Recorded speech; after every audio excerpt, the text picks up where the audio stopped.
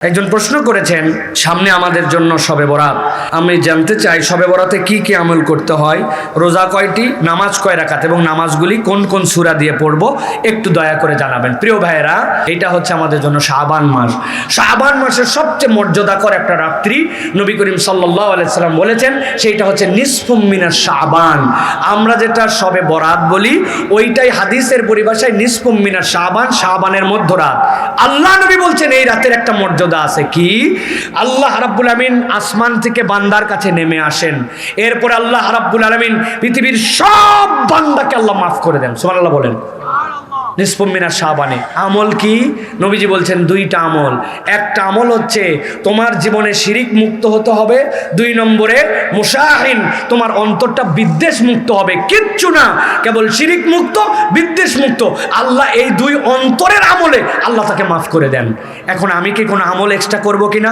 করতে পারেন, তবে তার আগে জানতে হবে, এক লোক নামাজই পড়তে পারে না, পঙ্গু হাসপাতালে শুয়ে আছে, এক লোকের ডাক্তার নিষেধ করে দিছে, তার ওষুধকে তো ইনজেকশন নিতে হয়, তার 3 ঘন্টার বেশি সে না খেয়ে থাকলে তার অবস্থা খারাপ, ওই লোক হাসপাতালে শুয়ে আছে। এখন থেকে কেমনে ক্ষমা পাবে?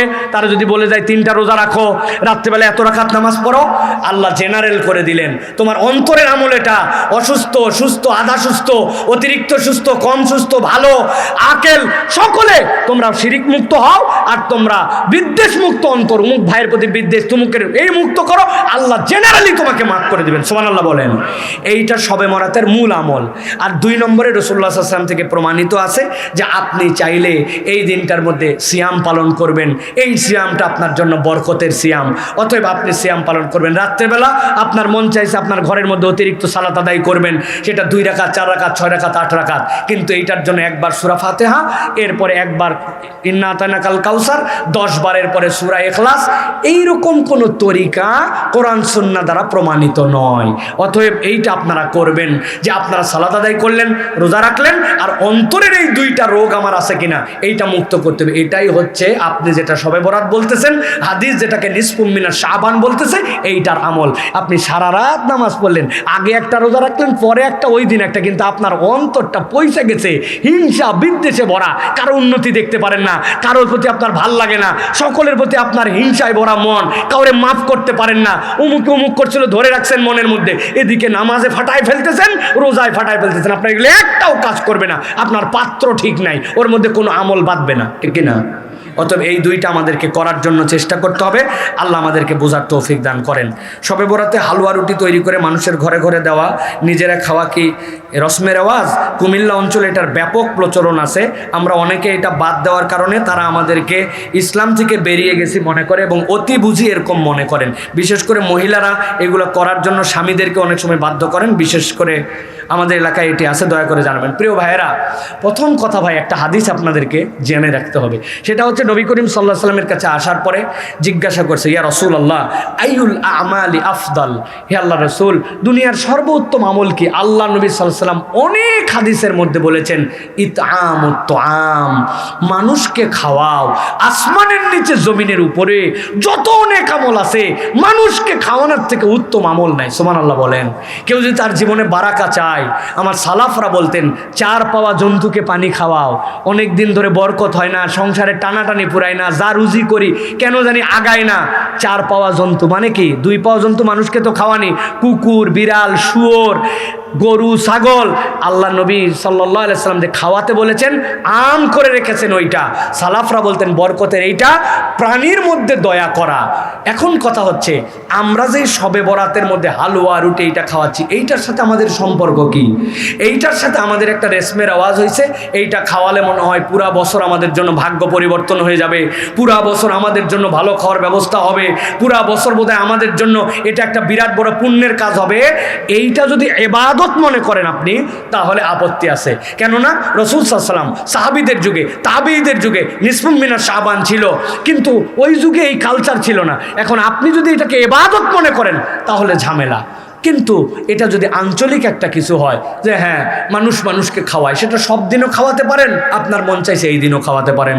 আপনার সব দিন সুযোগ হয় না, আপনি শুক্রবারে যেরকম খাওয়ান অন্য দিন খাওয়ান, এরকম খাওয়াতে পারেন। কিন্তু এইটা করলে একটা ইবাদত, এটা যে করবে না তার জন্য বিরাট গুনাহ। হালুয়া বানাতে হবে 8-10 ধরনের, এটা ইসলামের নামে অপসংস্কৃতি হয়ে যাবে। কিন্তু ইসলাম খাওয়ানোকে উৎসাহ দিয়েছে। আপনি নিরেট যদি মানুষকে খাওয়াতে চান সেখানে আপত্তি নাই, কিন্তু মনে রাখতে হবে আল্লাহ রসুলের সুন্নাত এবং ইসলামের প্রতিষ্ঠিত বিধানের মধ্যে নতুন কোন ইবাদত বানানো যাবে। এখন এটা যদি রসমের রেওয়াজে ইবাদত হয়, বাদ দিয়ে দেন, ইবাদত হিসাবে এটা করা যাবে না। আশা করি আপনাদেরকে সংক্ষিপ্তভাবে বোঝাতে পেরেছি। যে ছেলে 5 ওয়াক্ত নামাজ পড়ে না, সে কি তার পিতার জানাজা পড়াতে পারবে? আমাদের এলাকায় এরকম ঘটনা ঘটেছে এবং অনেক মানুষ এই ছেলেকে আবার নামাজ পড়ানোর জন্য উৎসাহ দিয়েছেন। জিজ্ঞাসা হচ্ছে সে নামাজ যদি পড়িয়ে ফেলে তার নামাজ হবে কিনা। প্রিয় ভাইয়েরা, এখানে 3টা দিক আছে। প্রথম দিক হচ্ছে ঈমান, ইসলাম আর বেঈমান, এর মধ্যে কুফুর, এইটার মধ্যে পার্থক্য হচ্ছে সালাত। একজন মানুষ যদি সালাত না পড়ে, আমাদের আগেকার যুগের মানুষেরা, প্রথম যুগের মানুষেরা মনে করতেন নামাজ পড়ে না কে? বেঈমান। যে মুসলমান আমার নামাজ পড়ে, মুনাফেকও নামাজ পড়তো, জানেন? আল্লাহ নবীর সাথে মুনাফেকরাও নামাজ পড়তো, মুনাফেকই করতো, কিন্তু নামাজ বাদ দিত না। তাহলে ওনারা পার্থক্যটাই বুঝতেন, নামাজ পড়ে না মুসলমান না, নামাজ পড়ে মুসলমান। তাহলে আমাদের মুসলমানিত্ব চিহ্ন সালাত, এটা বাদ দেওয়া যাবে না। দ্বিতীয় কথা যেটা, পিতার জানাজার জন্য সবচেয়ে বড় হকদার হচ্ছে সন্তান। পৃথিবীর সব টাকা পয়সা দিয়ে কোনো পৃথিবীর শ্রেষ্ঠ হুজুরকে ভাড়া করেও যদি আপনি তার দিলের যে আবেগ হবে, আর সন্তানের জন্য যদি, পিতামাতার জন্য সন্তান যদি দাঁড়ায়, তার দোয়া যেটা কবুল হবে। নবীজি সাল্লাল্লাহু আলাইহি সাল্লাম বলেছেন 3 ধরনের দোয়া ফেরত দেওয়া হয় না। এর মধ্যে মজলুমের দোয়া, সন্তানের জন্য পিতামাতার দোয়া, পিতামাতার জন্য সন্তানের দোয়া, এইগুলা কবুল দোয়া, সেই হিসাবে হকদার সে। তৃতীয় কথা হচ্ছে, যেই বেটা 5 ওয়াক্ত নামাজ পড়ে না, এই বেটা যদি জানাজার নামাজে দাঁড়ায়, তাহলে পিছনে যারা নামাজি মুসলমান তার বাপের জানাজায় গেছে, তাদের অবশ্যই কিছুটা আপত্তি আসবে। ঠিক না ভাই? তুমি 5 ওয়াক্ত নামাজ পড়ো, তুমি বাবার জানাজা পড়তেছো, আমরা সকলে দোয়া করতে আসলাম, আমাদের তো দিলের কষ্ট আছে। যদিও এটা আমাদের আবেগ এবং বাস্তবসম্মত আবেগ, কিন্তু মনে রাখতে হবে 5 ওয়াক্ত সালাত ইন্ডিভিজুয়াল ফরজ, আর আপনার জন্য জানাজার যে দোয়া করতে আসছেন এটা একটা জানাজার ইন্ডিভিজুয়াল হুকুম। সেই হিসাবে কোনো ছেলে যদি তার বাপের পিছনে দাঁড়ায় যায়, আর পিছনে যদি সবাই নামাজেও পড়ে, তাহলে তার জানাজা হয়ে যাবে, এবং আল্লাহ চাইলে এই দিন থেকে আল্লাহ যেন তাকে হেদায়েত দেন, এইটা মনে রাখতে হবে। তবে মুরব্বীদের নসিহত করা উচিত এবং তাকে ওই জায়গায় প্রতিশ্রুতি নেওয়া উচিত যে তোমার কত বড় দুঃসাহস, ফানজেগানা নামাজ না পড়ে বাপের নামাজে দাঁড়াইছিস বাবা, তাহলে তুই অন্ততপক্ষে বাকি জীবনটা নামাজের দিকে আয়, অতীতের জন্য তওবা কর। কিন্তু এই লোক যে নামাজ পড়লে নামাজ হবে না, বিষয়টা এরকম নয়। আল্লাহ আমাদেরকে বোঝার তৌফিক দান করুক। সর্বশেষ জিজ্ঞাসা, সম্প্রতি একজন মাওলানা জামাতে ইসলামে যোগদান করেছেন, এটা আপনি কিভাবে দেখছেন? প্রিয় ভাইয়েরা, প্রথম কথা হচ্ছে যে আমরা রাজনীতির যে প্র্যাকটিক্যাল বাংলাদেশের প্ল্যাটফর্ম আছে, এগুলার কোনোটার সাথে সক্রিয় কর্মী, সক্রিয় যোগদান এইগুলা করে আমরা কোনো রাজনীতি করি না প্রিয় ভাইয়েরা। যদিও আমরা ইসলামের পক্ষে, আল্লাহ রসুলের পক্ষে, আল্লাহর বিধানের পক্ষে কথা বলি। এখন বাংলাদেশে যে সকল চলমান বিভিন্ন প্ল্যাটফর্ম আছে, সেখানে যে কোনো ব্যক্তি তার দেশীয় স্বাধীনতা অনুযায়ী তিনি অংশগ্রহণ করতে পারেন, এটার মধ্যে আপত্তি করার কিছু নাই। কিন্তু আমরা আমাদের ক্ষুদ্র দৃষ্টিতে দেখছি, যারা নিজেদেরকে ইসলামী দলই বলে না বা ঘোষণা দেয় না, ওই রকম দলে অনেক হুজুর, মৌলানা, নানান কেউ যোগ দিয়ে তাদের পক্ষে হয়ে পাটি পুটি অমুক তমুক, এটাতে কোনো কারো তেমন কিউরিয়াসের বিষয় নাই। কিন্তু যারা ঘোষণা দিয়ে ইসলামের পক্ষে কথা বলে, তাদের দলে যোগ দেওয়ার পর বাকি অনেকের দিকে জ্বলে পুরে ছাই হয়ে যাচ্ছে, আছে না ভাই? তাহলে বোঝা যায় যে আপনার অন্তরের মধ্যে অনেকের বিদ্বেষটা আছে, ওইটা দলকে টার্গেট করে, ওইটা আপনার বিভিন্ন দলের প্ল্যাটফর্মকে টার্গেট করে। সুতরাং আমাদের সকলের মধ্যেই ভুল থাকবে, ভুলের থেকে বেরিয়ে আসার জন্য চেষ্টা করতে হবে। আর যিনি যারা এরকম করে যোগদান দিবেন, তারা কেন যোগদান করেছেন তারা ক্লারিফাই করলে, তাদের অন্তর না খুঁজে তাদের মুখের বক্তব্যের উপর সন্তুষ্ট থেকে আমাদের চুপ করে যাওয়া উচিত। আল্লাহ আমাদেরকে বোঝানোর তৌফিক দান করেন, বোঝার তৌফিক দান করেন, আমাদেরকে এক এবং নেক হওয়ার তৌফিক দান করেন। নবীজি সাল্লাল্লাহু আলাইহি সাল্লাম খানায় কাবার চত্বরে বসে আছেন, গভীর মনোযোগে খেয়াল করেন। আল্লাহ নবী সাল্লাল্লাহু আলাইহি সাল্লাম সূর্য যখন উঠতো, খানায় কাবার চত্বর, যেই চত্বরে কাবার দরজাটা পূর্ব ওয়ালের সাথে লাগানো, সকালের সেই মন্ত্রমুগ্ধকর সূর্যটা আল্লাহ নবী গ্রহণ করতেন। খানায় কাবার চত্বরে বসে আছেন আল্লাহর নবী। মুহাম্মদ ইবনে কাব থেকে বর্ণিত আছে, মক্কায় যে কয়টা মানুষ ভদ্র চরিত্রের ছিলেন, সাথে সাথে জ্ঞানী মানুষ ছিলেন, এই রকম একটা মানুষ ছিলেন উতবা ইবনে রাবিয়া। মক্কার লোকেরা যদি কারো সাথে কথা বলতে পাঠাতে হতো, কোনো একটা বিষয় ডিলিংস করার জন্য পাঠাতে হতো, সম্ভ্রান্ত কোনো বংশের বিয়ে শাদী হবে, ওই পক্ষের সাথে কথাবার্তা বলে ছেলেদের পক্ষের অগ্রাধিকার দিয়ে মেয়েদের কাছে উপস্থাপন করতে হতো। যুদ্ধের কোনো দামামা বেজে উঠছে, দুইটা গোত্রের মধ্যে যদি বিচক্ষণ কথাবার্তা দিয়া তাদের এই পরিস্থিতিকে সামাল দিতে হতো। কুরাইশরা পছন্দ করত আমাদের হয়ে কথা বলার জন্য উতবা ইবনে রাবিয়া চলে যাক। বিশাল পণ্ডিত মানুষ, অন্যতম ভদ্র মানুষ এবং কুরাইশদের মধ্যে জ্ঞানী মানুষ হিসেবে তার পরিচয় ছিল। অন্য সময় তো কুরাইশরা তাকেই পাঠাতো, আপনি যান যে আমাদের পক্ষে কথা বলেন। ওই দিন কুরাইশদের মধ্যে তিনি থাকা অবস্থায় বললেন, ও কুরাইশরা, আজকে যদি তোমরা আমাকে অনুমতি দাও তোমরা পাঠাও না, কিন্তু আজকে আমার ইচ্ছা আমি একটু মুহাম্মদ তার সাথে যে একটু কথা বলতে চাই, আমি আমার পক্ষ থেকে কতকগুলা প্রস্তাবনা দিতে চাই। মক্কার কুরাইশরা বললাম, নিশ্চয় উতবা ইবনে রাবিয়া তো এতটুকু বিচক্ষণ মানুষ, তিনি এমন কোনো প্রস্তাব দিবেন না যেই প্রস্তাবে কুরাইশদের ক্ষতি হবে। কিন্তু আমাদের মধ্যে তো ক্ল্যাশ বেঁধে গেছে। মুহাম্মদ সাল্লাল্লাহু আলাইহি ওয়াসাল্লাম যেই খানায় কাবার ভিতরে 360টা মূর্তি আছে, ওই মূর্তির বিরোধিতা করে, অথচ তার সামনে দাঁড়ায় আবার খানায় কাবার আল্লাহর জন্য নাকি একনিষ্ঠভাবে ইবাদত করে। ঝামেলা ঝঞ্ঝট তো আমাদের মধ্যে বাঁধছে। অতএব উতবা ইবনে রাবিয়া যদি যায়, যাওয়ার পরে যদি প্রস্তাব দেয়, দেখ না কেন, সবাই বলল খুবই ভালো খবর, আপনি যান, আপনার মতো করে কথা বলেন। মুহাম্মদ সাল্লাল্লাহু আলাইহি ওয়াসাল্লামের কাছে উতবা ইবনে রাবিয়া গেল। যাওয়ার পর আল্লাহ নবী সাল্লাল্লাহু আলাইহি ওয়াসাল্লাম, শরীফ মানুষ, ভদ্র মানুষ, মক্কা কেন পৃথিবীর সৃষ্টির পরে তার থেকে কোনো ভদ্র মানুষ আল্লাহ রাব্বুল আলামিন দুনিয়াতে সৃষ্টি করেন নাই। উতবা যাওয়ার পরে বলল, আমি তোমার সাথে কিছু কথা বলতে চাই। সাথে সাথে যাওয়ার পরে উতবা আল্লাহ নবী সাল্লাল্লাহু আলাইহি সাল্লামকে 4 ধরনের প্রস্তাব দিল। এক ধরনের প্রস্তাব আল্লাহ নবীকে ধন দেওয়ার প্রস্তাব দিল। এত ধনী তোমাকে বানানো হবে যেই ধন মক্কার আর কারো থাকবে না, তোমার লাগবে কি ভাস্তা তুমি বলো।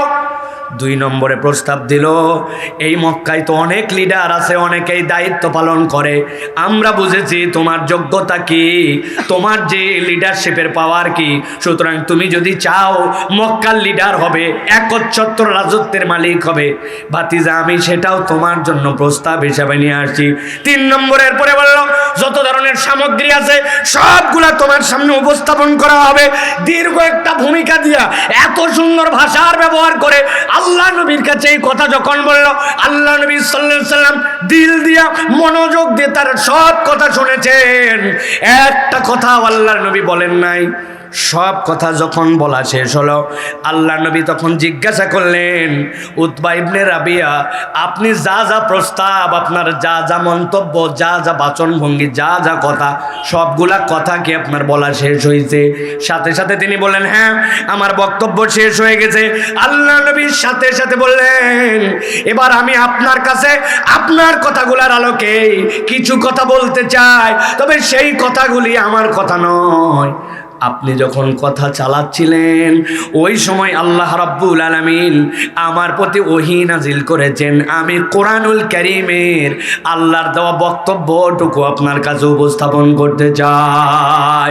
আল্লাহ রাব্বুল আলামিন সূরা ফুসসিলাত, কোরআনের 41 নম্বর সূরা, এর 1 থেকে 6 নম্বর আয়াতে কারিমা আল্লাহ অবতীর্ণ করলেন। আল্লাহ নবীকে বললেন, এবার আপনি উতবা ইবনে রাবিয়ার জবাব দেওয়া শুরু করেন। আল্লাহ কোরআন অবতীর্ণ করলেন, হামিম তানজিলুম মিনার রহমানির রহিম।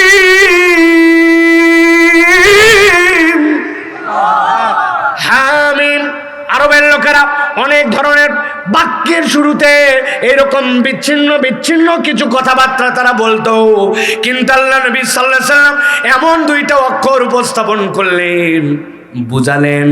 জানেন নাকি এটার অর্থ? না, আমাদের কিচ্ছু জানা নাই। আল্লাহ বললেন, তবে জেনে রাখেন যেটা অবতীর্ণ হচ্ছে তানজিলুম মিনার রহমানির রহিম, এইটা কারো পক্ষ থেকে নয়, বরং এই কোরআনটা হচ্ছে রহমান এবং রাহিমের পক্ষ থেকে। আল্লাহ এরপরে বলতেছেন কিতাবুন ফুসসিলাত আয়াতু কুরআনান আরাবিয়্যান লিকাওমি ইয়ালামুন। এই মক্কার লোকেরা, তোমাদের ভাষা আরবি, তোমরা আরবির পণ্ডিত, এত বড় পণ্ডিত যে তোমরা এক একটা কবিতা রচনা করো, যেই কবিতার মুখামুখি হওয়ার মতো অন্য কোন জাতিগোষ্ঠীর কোন রকম যোগ্যতাই নাই। আল্লাহ বলছেন আমি আল্লাহ ওই ভাষাতেই তোমাদের কাছে কোরআন অবতীর্ণ করেছি। তবে আমি আল্লাহ জানাই রাখলাম, এর ভিতরে আল্লাহ বিস্তারিত সব কিছুর বর্ণনা করেছেন আর আরবিতে দিয়েছেন যাতে করে তোমরা বুঝতে পারো। এরপর আল্লাহ বলতেছেন এই কোরআনের মৌলিক কাজ কি জানো নাকি? আল্লাহ বলছেন নবী বলে দেন বাশীরাও ওয়া নাযীরা। কোরআনের 1 নম্বর কাজ শুভ সংবাদ দেওয়া, 2 নম্বরে এইটা তোমাকে সতর্ক করবে। আল্লাহ এরপরে বলছেন যেই কোরআন তোমার ভাষায়, যেই ভাষায় মায়ের পেটের থেকে হওয়ার পরে তুমি কথা বলো, যেই ভাষাতে তোমরা পণ্ডিত, আল্লাহ রাব্বুল আলামিন যেটার ব্যাপারে পরিষ্কার করেছেন, কোনো কিছু অপরিষ্কার রাখেন নাই, সব তোমাকে দেওয়া হলো। কিন্তু আল্লাহ বলছেন এত কিছু দেওয়ার পরেও সব লোকের যোগ্যতা হয় নাই যে এই কোরআনকে গ্রহণ করা। ফাআরাদা আকসারুহুম ফাহুম লা ইয়াসমাউন। আল্লাহ বলছেন আপনি নবী বলে দেন তোমাদের মধ্যে অনেকে এখান থেকে মুখ ফিরাই নিয়েছে, এর মধ্যে থেকে অনেকেই এই কোরআন শোনে নাই। যারা কোরআন শোনে নাই, কেন কোরআন তোমরা শোনো নাই, এইটা জিজ্ঞাসা করলে তারা উত্তর দিত ও ক্বালু কুলুবুনা ফি আকিন্না। আরে না না না, এই কোরআন যতই তুমি বলো না কেন, এর উপরে আমাদের জন্য একটা পর্দা লাগাই দেওয়া আছে। কেন এই পর্দা লাগাই দেওয়া আছে? রাবিয়া যখন আল্লাহ নবীর কাছে আসলো, সব কিছু যখন বলল, এরপরে যখন চলে গেল, মুশরিকরা অপেক্ষা করতেছিল কি বলে আসলে, কি এফেক্ট বলো তো। সাথে সাথে রাবিয়া বলল শোনো, আমি তার কাছে যা বলেছে আর সে আমাকে যা বলছে আমি তোমাদেরকে বলে দিচ্ছি, এই লোককে তার কাজের উপরে তোমরা ছেড়ে দাও, এই লোককে নড়াচড়া করো না। কেননা এই লোক যেটা বলতেছে, আমি বাকপগ্নি, আমি আরবি বুঝি, আমি তোমাদের হয়ে সব জায়গায় সালিশ দরবার করতে যাই, বক্তব্য দিতে যাই, কিন্তু আমি তোমাদেরকে বললাম মুহাম্মদ যেইটা বলে এইটা মানুষের কথা নয়, তারে নাড়াতে যেও না, নাড়াতে গেলে আগুন আরো বেশি জ্বলে যাবে। কিন্তু গ্রহণ করতে পারো না কেন? তুমি বুঝেই ফেলছো, তারপরে এর সাথে তুমি নাই কেন? তুমি কোরআন যে হক, ইসলাম যে হক, আল্লাহর পথে তোমাকে যে ডাকা হয়, তুমি তারপরেও মানো না কেন? তারা 3টা কথা বললো, গভীর মনোযোগে খেয়াল করেন। 1 নম্বরে বললো ও ক্বালু কুলুবুনা ফি আকিন্না, তোমার পক্ষ থেকে যেই কোরআন আছে ওই কোরআনের ব্যাপারে আমাদের অন্তরের মধ্যে একটা পর্দা আছে। মিম্মা তাদউনা ইলাইহি, তুমি আমাদেরকে যেই দিকে ডাকো ওই দিকে আসার ক্ষেত্রের মধ্যে একটা পর্দা আছে। কেমন পর্দা জানি, আমাকে যেন কোরআনের কাছে আসতে দেয় না। 2 নম্বরে তাআলা বলল ওয়াফি আযানিনা ওয়াকরুন, আর আমাদের কানের মধ্যে এইটার জন্য আলাদা একটা কোথার থেকে যেন এর মধ্যে একটা ব্যবধান তৈরি করার মতো অদৃশ্য একটা কি জানি আছে, ওয়াকর। আল্লাহ বলতেছেন সেইটা তাদেরকে শুনতে দেয় না।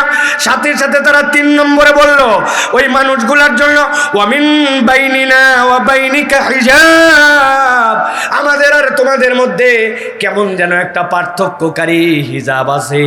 আল্লাহ বলছেন ফাআমাল ইন্নানা আমিলুন, তোমরা তোমাদের কাজ করতে থাকো, আমরা আমাদের কাজ করতে থাকবো। আল্লাহ মূলত এর দ্বারা বুঝালেন কোরআনের বার্তা পরিষ্কার হওয়ার পরেও, হেদায়েতের রাস্তা তার কাছে জানাই দেওয়ার পরেও, কোরআনের আহ্বান আসার পরেও সব মানুষ কিন্তু কোরআনের দিকে আসতে পারবে না, ঠিক না?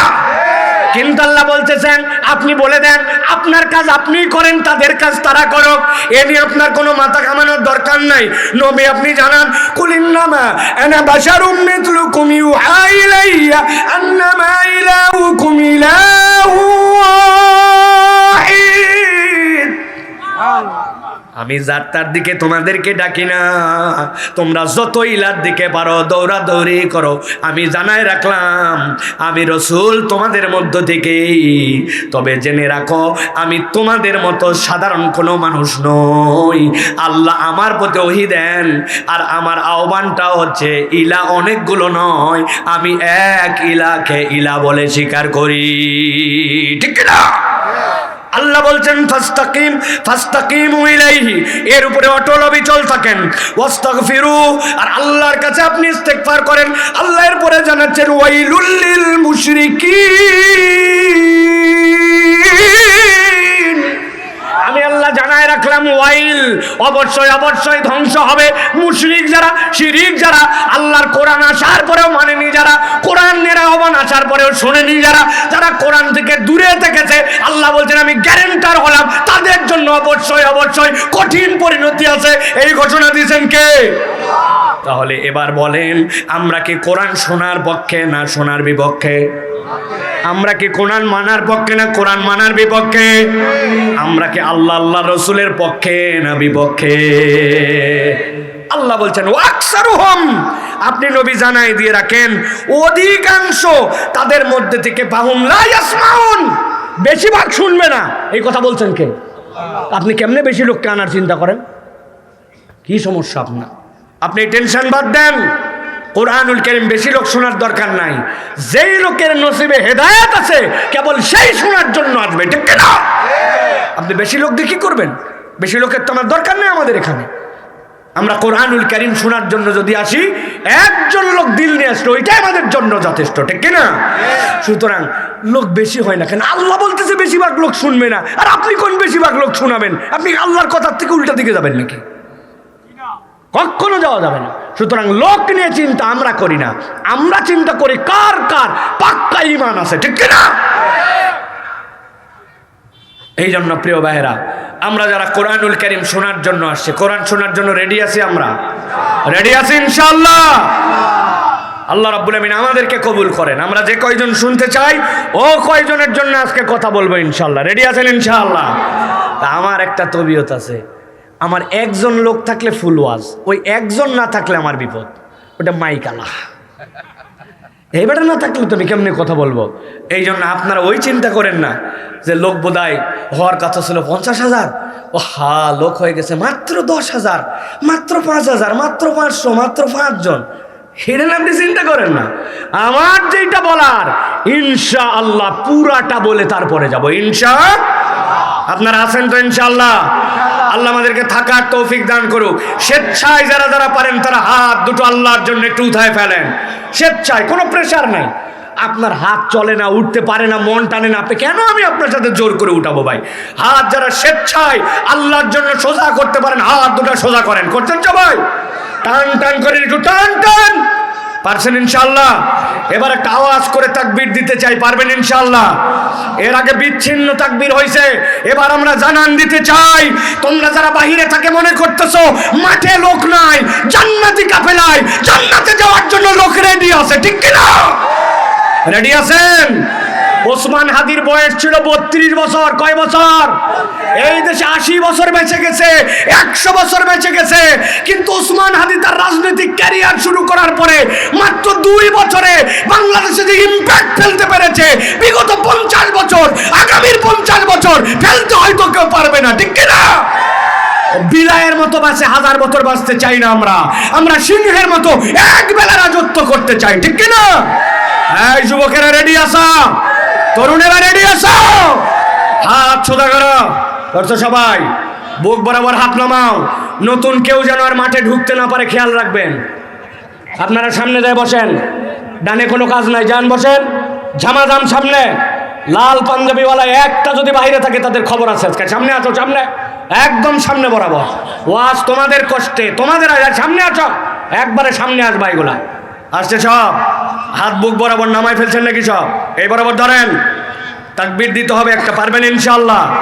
রেডি সবাই? হ্যাঁ রেডি? হ্যাঁ, আমি যখন বলি লিল্লাহে তাকবীর, হাত দুটো আসমানের দিকে ছুড়ে দিয়ে বলতে হবে আল্লাহু আকবার। রেডি আছেন রে ভাই? আপনাদের কুমিল্লার লোক পাশের দেশের একটা অভ্যাস পাইছে, বলবো? রাগ করবেন না তো? ও পাশের দেশে আবার প্রস্রাবখানা পায়খানা নাই, এরা সকালবেলা উঠে আথারে পাথারে বিলে বাগানে বাদারে হাগে, জানেন তো ভাই? এদের 70% লোক বাহিরে পায়খানা করে, মল মূত্র ত্যাগ করে। তবে ওদের আবার প্রেস্টিজ জ্ঞান আছে, ওরা বাথরুম করার সময় মুখে হাত দিয়ে রাখে। ওরা মনে করে আমি আমাকে দেখতেছি না, অতএব দুনিয়ার কেউ আমার পেছন দেখতেছে না। ব্যাককল কিনা বলেন? কি সব ব্যাককল, পুরা ইঞ্জিন কভার খোলা আর উনি মুখ ঢাকায় রাখছে। ওর ধারণা আমিও দেখি না, কেউ দেখে না। তো আমাদের এলাকার কিছু মানুষের ধারণা হয়েছে হেও ওয়াজ থেকে চলে গেছে, এও ওয়াজে আসে নাই, মনে করছে মাঠের মধ্যে কেউ নাই। ব্যাককল, এসে দেখে যাও যতদূর হোগলা বিছানো আছে ফাঁকা নাই, ঠিক কিনা? তুমি কপাল পোড়া, তুমি আসতে পারো নাই, ঠিক কিনা? রেডি আছেন ইনশাআল্লাহ? তাকবীর হবে একটা ইনশাআল্লাহ? দেখি একটা যখন বলবো লিল্লাহে তাকবীর, হাত দুটো আসমানের দিকে ছুড়ে দিয়ে আল্লাহু আকবার, ঠিক আছে ইনশাআল্লাহ? দেখে এটা তাকবীর দেন, লিল্লাহে তাকবীর, লিল্লাহে তাকবীর। আল কোরআনের আলো, আল হাদিসের আলো, তোমার নেতা আমার নেতা, তোমার নেতা আমার নেতা। আলেম ওলামা যেখানে, কোরআন সুন্নাহ যেখানে, আল্লাহর আইন যেখানে, গান বাজনা যেখানে, হারাম অন্যায় যেখানে, বিড়ি সিগারেট যেখানে, চাঁদাবাজ যেখানে, ধান্দাবাজ যেখানে, বেইনসাফি যেখানে, লিল্লাহে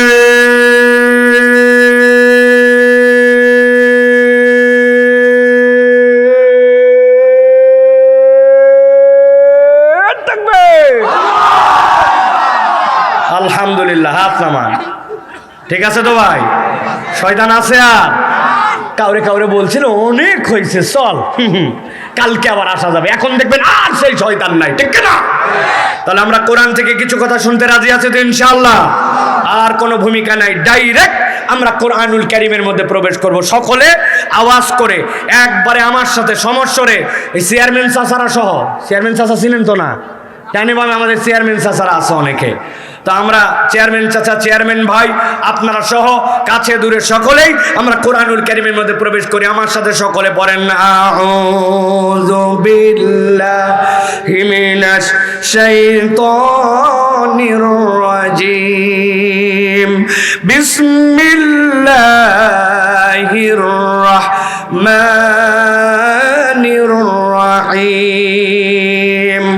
ولا تحسبن الله غافلا عما يعمل الظالمون إنما يؤخرهم ليوم تشخص فيه الأبصار مهطعين مقنعي رؤوسهم لا يرتد إليهم طرفهم وأفئدتهم هواء সাদাকাল্লাহুল আযীম।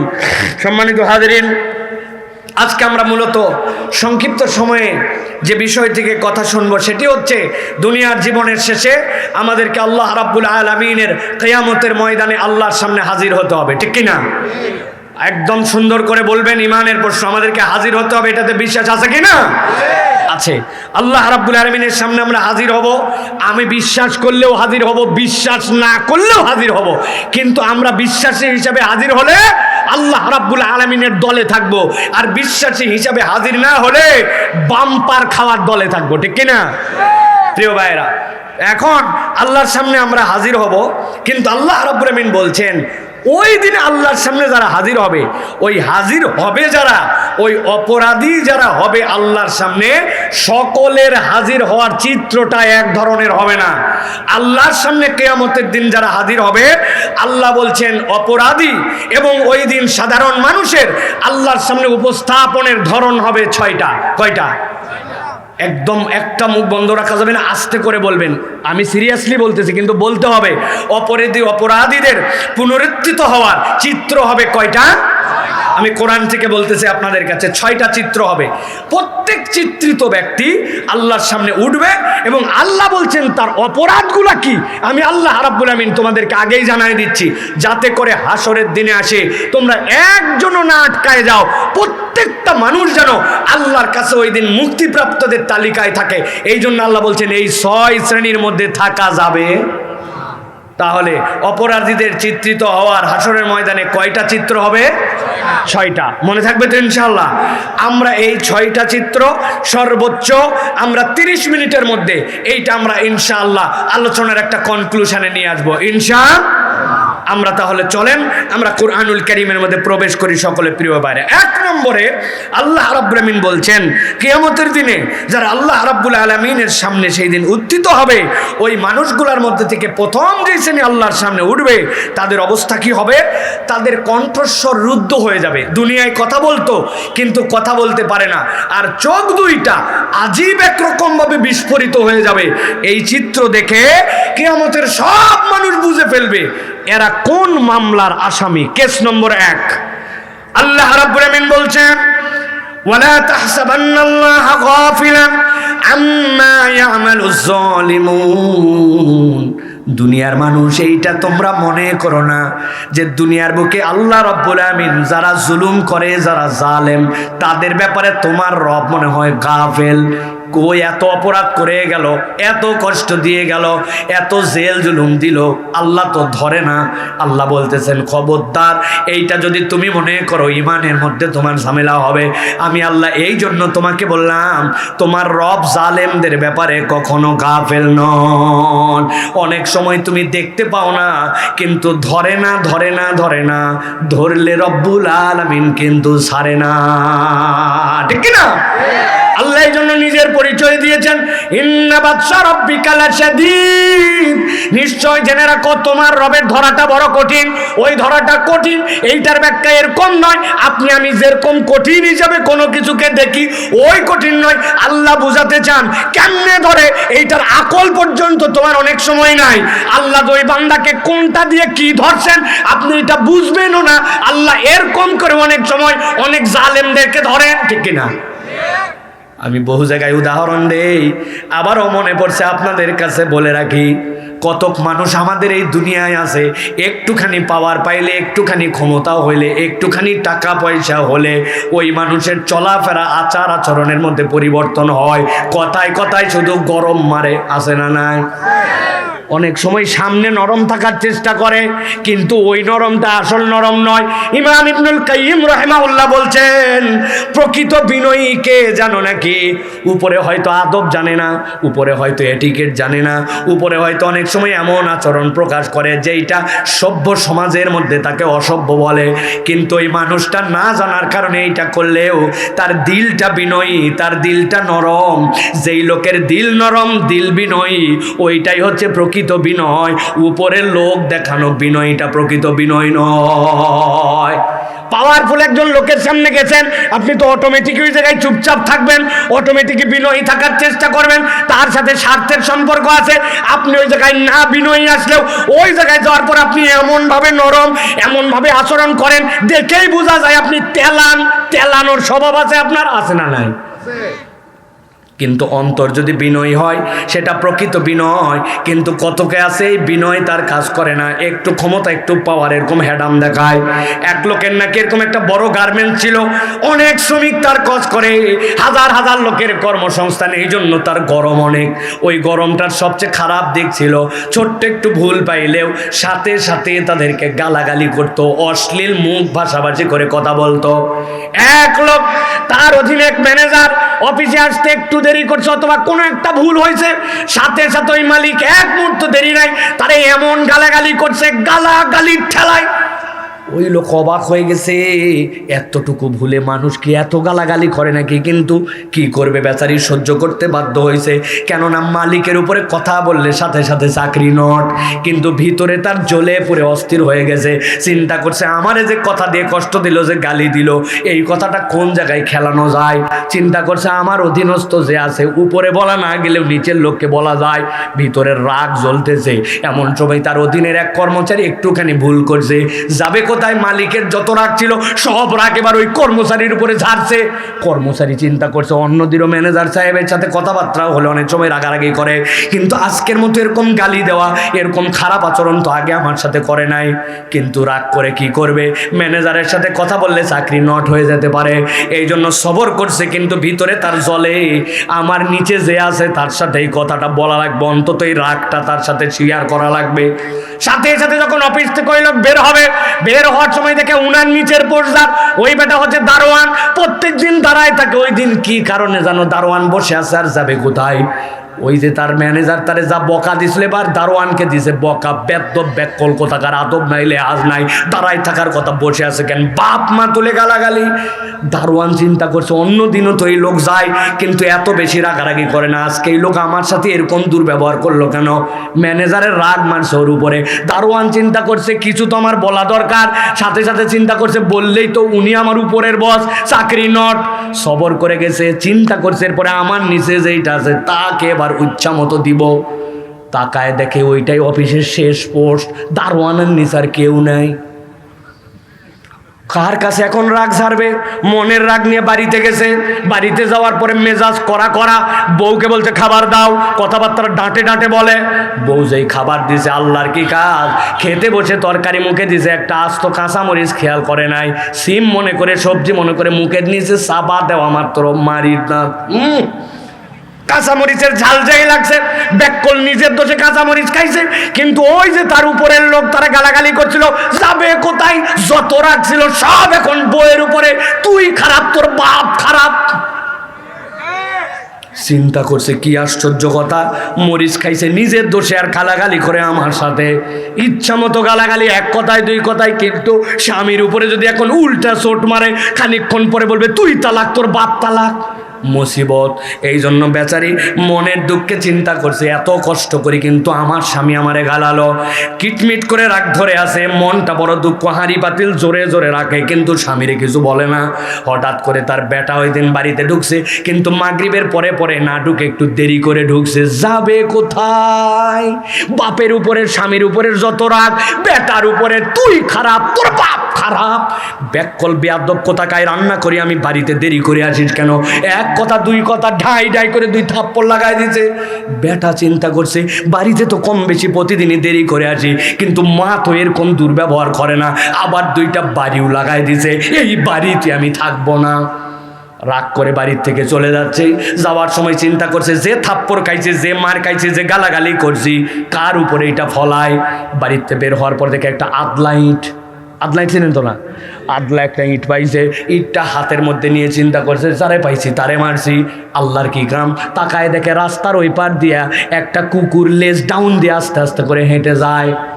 লেজ ডাউন দেওয়া মানে ওই কুত্তা কারোর সাথে ঝামেলা ঝঞ্ঝটের মধ্যে নাই, কোনো রকম নির্বিষভাবে আস্তে সুস্তে যায়। ওর তো মায়ের উপরে রাগ, ওই রাগ হাতের মধ্যে নিয়ে আসছে, আদলা ইট তুলে কুত্তার পিস বরাবর দিছে জোরে করে মারে। কুত্তা তো ঠান্ডা ভাবে যাচ্ছিল, কোমর বরাবর লাগে, কুত্তা ঘেউ ঘেউ করে। কুত্তা চিন্তা করছে অন্যদিন ডিস্টার্ব করি, আজকে কোনো কথা নেই বাচ্চা নেই, আদলা ইট মারলোকে, সামনে যারে পাইছি তারে খাইছি। ঘেউ ঘেউ করতে করতে যাই দেখে সামনে এক শার্ট প্যান্ট পরা ভদ্রলোক যাচ্ছে, হ্যাঁ করে দিছে কামড় দেওয়ার পরে লোকজন যায় ছুটানোর জন্য চেষ্টা করে, অন্যদিন দুই এক থাবা দিলে ছুটে যায়, আজকে দেখে কুত্তা ছোটে না, পিটায়া পাটায়া কুত্তা বিদায় করছে। এই লোকের তো অবস্থা খারাপ, কিন্তু লোকটাকে অত স্বাভাবিক মানুষেরা চেনে না। একজন জিজ্ঞাসা করছে, ও ভাই আপনি কে? ভাই আপনাকে তো চিনলাম না, আপনার পরিচয় কি বলেন? বলে আমারে চিনলে না মানে ভাই, এই যে সামনে বড় যে গার্মেন্টস আছে ওইটার মালিক আমি, একটু ইভিনিং ওয়ার্ক করার জন্য বাড়াইছিলাম। প্রিয় মুসলমান, আপনি হয়তো এইটা গল্প ছলে বোঝানোর জন্য বললাম, হিসাব আমি সব সময় বুঝি না, কিন্তু আল্লাহ বলছেন বান্দা জেনে রাখো, ওয়ালা তাহসাবান্নাল্লাহা গাফিলান আম্মা ইয়ামালুজ জালিমুন। দুনিয়ায় তুমি যদি কারো প্রতি জুলুম করো, আল্লাহ এইটার ব্যাপারে গাফেল নন। জুলুমের হিসাব দুনিয়াতেও বরাবর হয়, আর দুনিয়ায় বরাবর যদি নাও হয় তুমি দেখতে পাও না, কিন্তু আল্লাহ বলছেন কিয়ামতের ময়দানে তুমি বুঝতে পারবা। কেমনে কেমনে বুঝবো? আল্লাহ বলতেছেন, শোনো বান্দারা, ইন্নামা ইউআখিরুহুম লিয়াউমিন তাশখাসু ফীহিল আবসার।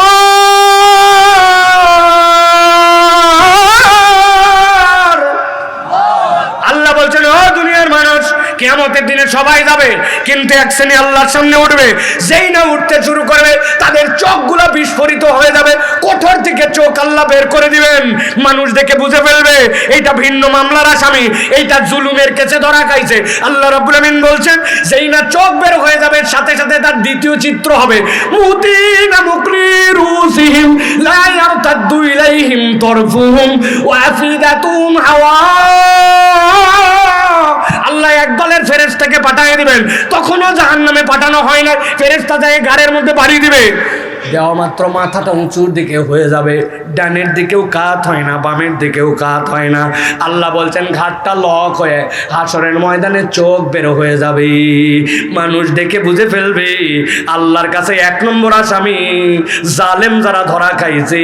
হাসরের ময়দান আল্লাহ বেইজ্জতি করার পরে আল্লাহ বলছেন, 3 নম্বরে জাহান্নামে পাঠানোর আগে তার একটা অবস্থা হবে, ওইটা দেখে বুঝে ফেলবে তার বিপদ কি। ওয়া আফিদাতুহুম হাওয়া।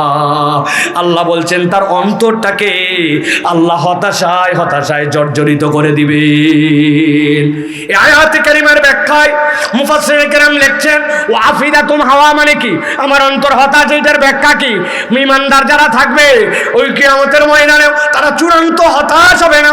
আল্লাহ রাব্বুল আমিনের জন্য শিরিক যদি তার না থাকে, তার আমলনামায় যদি জুলুম না থাকে, আর যদি বান্দার হক নষ্ট করার গুনাহ তার না থাকে, রব্বুল আলামিন ওই দিন ওই বান্দাদেরকে সামনে ডাকবেন, ঘেরাও দিয়ে বলবেন, তোমরা রহমানের ডেরার মধ্যে আসছো, এখন রাহিম রব তোমাদের সাথে কিছু কথা বলতে চান। নবী বলছেন, জিজ্ঞাসা করবেন, আল্লাহ অপরাধ আছে? এই অপরাধ আছে, এটা ছোটবেলায় করছিলি, এইটা কি এই গুনাহ তোর আমলনামায় ছিল? এইটা ছিল, সব আছে। আল্লাহ ঘেরাও দিয়ে রাখছেন তাকে, দুনিয়ার কেউ জানে না, কেউ জানে না। আল্লাহ নিজেকে পরিচয় দিবেন, সাত্তারুল উয়ুব, আমি তোর দোষটুতি গোপন রেখেছিলাম, 3টা গুনাহ তোর আমলনামায় নাই, বান্দার হক নষ্ট করিস নাই, দুনিয়ার বুকে আল্লাহর সাথে শিরিক করিস নাই, জালেম হিসাবে তুই উঠিস নাই।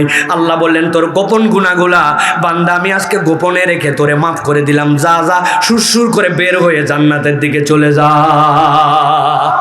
কিন্তু এই দিন যারা মজলুম জালেম হবে, আল্লাহ বলছেন, আফিদাতুম হাওয়া, তাদের অন্তরের মধ্যে আল্লাহ এমন হতাশা ঢুকাই দিবেন, তারা বুঝে ফেলবে আজকে আমাদের বাঁচার রাস্তা নাই।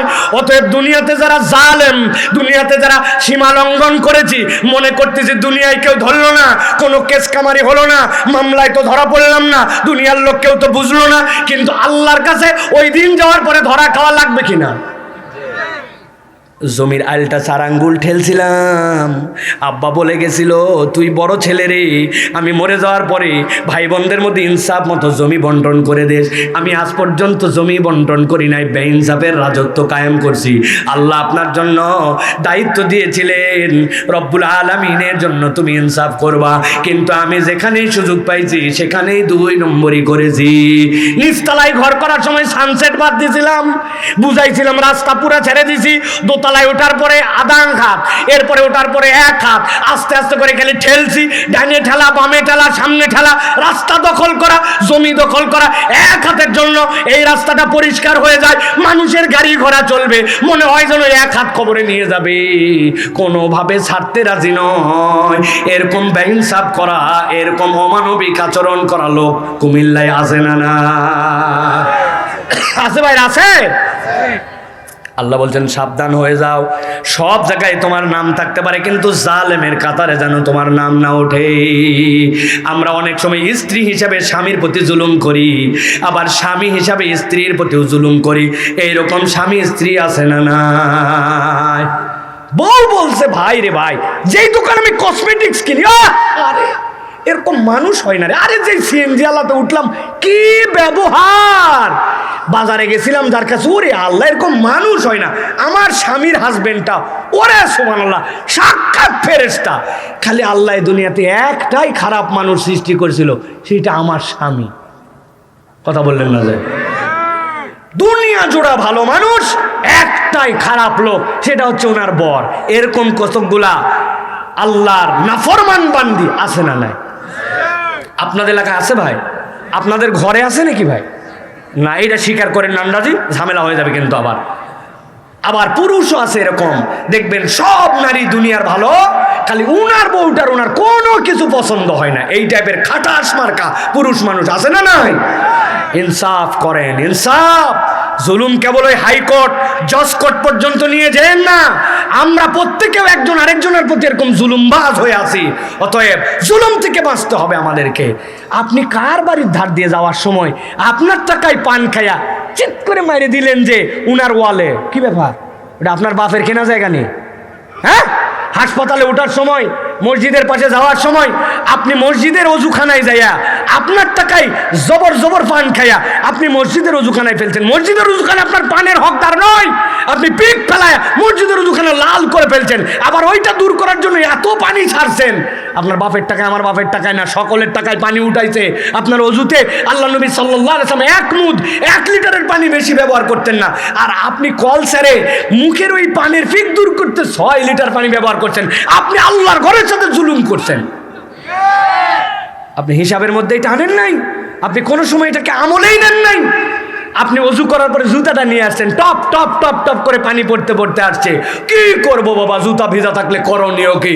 আপনি মনে করছেন বাবা আপনার পায়ের তলায় দুনিয়ার ময়লা নিয়ে আপনি মসজিদের কার্পেটে চলে আসছেন, চিন্তা করছেন এটা ফি সাবিলিল্লাহ। আপনি জালেম, আপনাকে সব জুলুমের হিসাব দেওয়া লাগবে, ঠিক কিনা? আপনার বাড়ি দোতলার উপর না, রাত 12টার পর আপনি চেয়ারটা ধরে টান দেন, ওরে বাবারে দরজা লাগাইছে, আমার দরজা আমি লাগাইছি, তোর কি আছে না নাই? একটু মোবাইল দিলেই শব্দটা থাকে না, একটু ভদ্রতা শিখালেই নিচের মানুষ কষ্ট পায় না। খালি জুলুম এইটা মনে করেন না, প্রত্যেকটা ক্ষেত্রে বান্দার হক নষ্ট করা, আল্লাহর হক নষ্ট করা, এইগুলা জুলুম। খুঁজে খুঁজে আপনাকে দেখে চলতে হবে।